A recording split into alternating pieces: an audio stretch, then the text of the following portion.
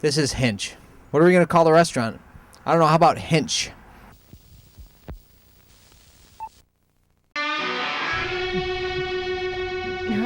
Love Spectacle is about fantasy. It's about fun. It's about emotions. It's about good times. It's about a thing that doesn't actually exist. Love. Okay. We are in Bay Ridge, and this is the neighborhood I live in. And I've got pride in the place that I live. And we're going to show you some wonderful spots, including but not limited to Dandy Don. In 2006, I recorded Gypsy Kiss, and not a whole lot happened with that. I did some shows around Michigan, and no one was really into it. So after that, I was busy recording a lot of songs, but not really compiling them for any specific purpose. Going to school, recording myself, recording other artists, and eventually I moved out to Brooklyn, which is where we are now. And let's you do your cut. If you can shoot up to the very top of it, maybe we will go there in a little while. It's where I actually wrote about 90% of Love Spectacle. I would take Jamie. Oh, we should have got a shot of her sleeping. I would take Jamie, my little wonderful reptilian sweetheart, and my guitar and my little recorder up to the roof, and I would write songs up there. If you look over here, we've got Roscoe the Clown, Michigan's hometown clown. This is a thing with the girl from Poltergeist.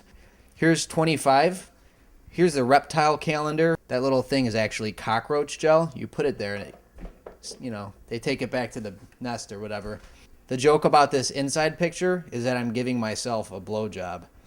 Pictures of Jamie. Here's a couple more clown pictures. I really like this thing too. My mom made this for me. It's cool. Hey, remember when you bought me an entire banjo? I got you this fucking card with a clown on it. This is Present Face, says fuck you. It's Asylum. You got Devo. You got the others. Here's the Kinder Chocolate Boy. If you look at the door here, we've got a nice Rollins poster. I got this from my friend Jeff DiLiberto in Michigan. Someone pointed out to me, I think it was Patrick, that they did not include the Phantom Freak, who's the only Hispanic-looking member of the group. For some reason, they didn't include him on the poster. You have some questions, or you can ask me about it. Figure out a direction here. So I have to just recite the liner notes? Let me just recite the liner notes. Let me just recite the liner notes. That'll be so much easier. Can I just do that? No, you can't read it. Why? It's stupid. Let's do that. It's better. Is that okay or no? It's stupid. Uh. I mean, dude. Can you just make it good? It's fucking boring. Read the liner notes. This is way too much to read, dude. It's fucking boring. I sat down to eat some food at my kitchen table, and the words Love Spectacle popped into my head. Didn't mean anything at the time. I just thought it was really cool, and I liked the way it sounded. Is this the first album, just by Peter Litvin? This is the first time where I'm going under my own name. It's not Gypsy Kiss. It's not Corpse Smoke. It's not Bike Master. There's no moniker to this. It's just Peter Litvin. First time I'm using my actual name as an artist.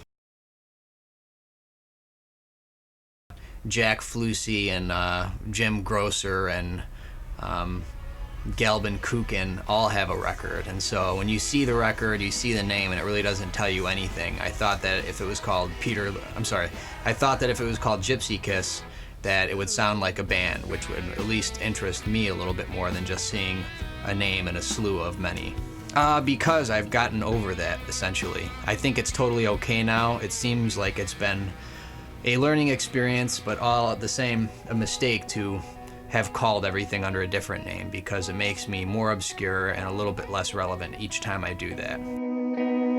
All right, here we've got Sleepy's, and just a couple of storefronts down, if you have a look here, Dreamies. Yes, this store is actually called Dreamies. They don't really know how to name stores. Again, like I said, that place is called D2. That's what it's actually called. Why'd you go to Michigan and record it and all that? A man named Jesse Wozniak, who I went to elementary school with and used to play in a lot of bands with, a couple of bands with, lives there, and let me just start that over. There's two musicians who I really like playing with, and they both live and work in Michigan. Jesse Wozniak and Dan Iannatelli comprise the rhythm section. Is that right?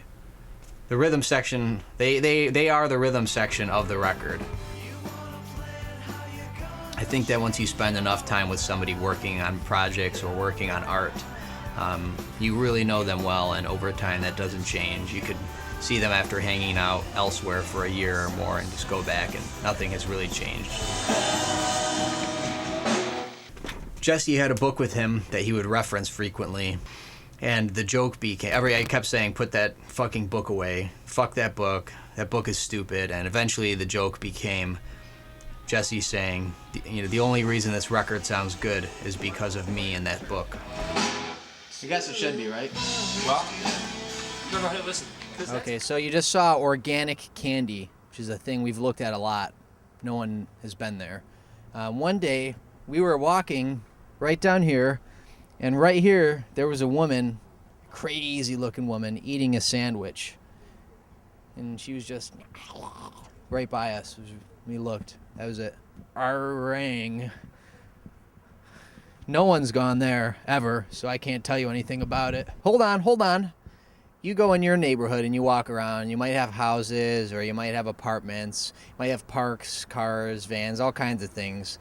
But I guarantee what you don't have is this man's face staring at you when you go for your morning walk. What can we say about him? He's got his little Chevrolet necklace here. He's fucking happy, man. He is dandy. The music is about fun. It's about, more than anything, fantasy. It's about, there's a song called Dreams where it's talking about something very fantasy-oriented, a wizard in a distant land flying around, not being able to punch someone or run. You can only walk, because wouldn't you rather be flying around in a fake Jello helicopter? Well, I should say this. The central theme of the album is kind of twofold. It's that love, or being in love, does not actually exist. Although love does exist in music. You can, I love my pet lizard Jammy, parents, family, friends, girlfriend, semi-pseudo quasi. What do I do here? What do I say on this?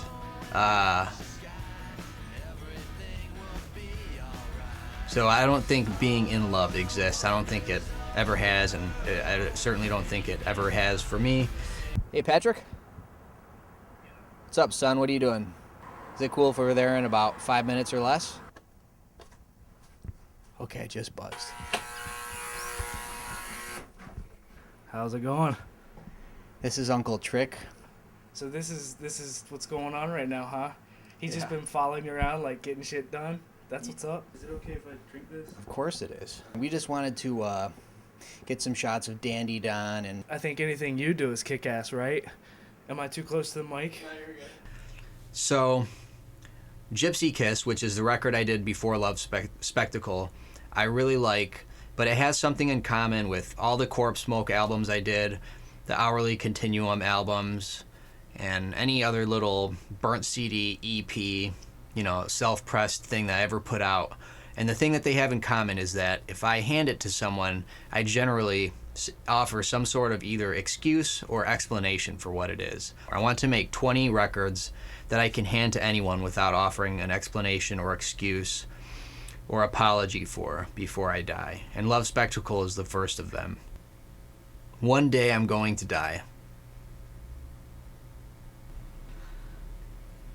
Okay. last 3 days, last 3 days, last 3 days for Jason's. 1 Jason's, 2. It's actually called Jason's, but again, people don't know how to name things, and they also don't know how to put up signs, and so we have Jason's. If you look over there, you'll see Super 5.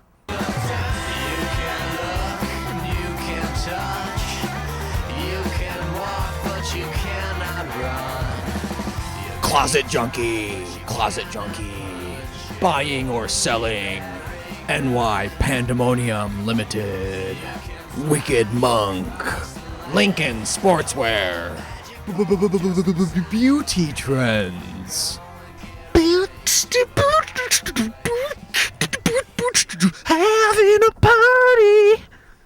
having a party. 2 having a party 2. Having a party part 2. A whole lot of watch out, Greg.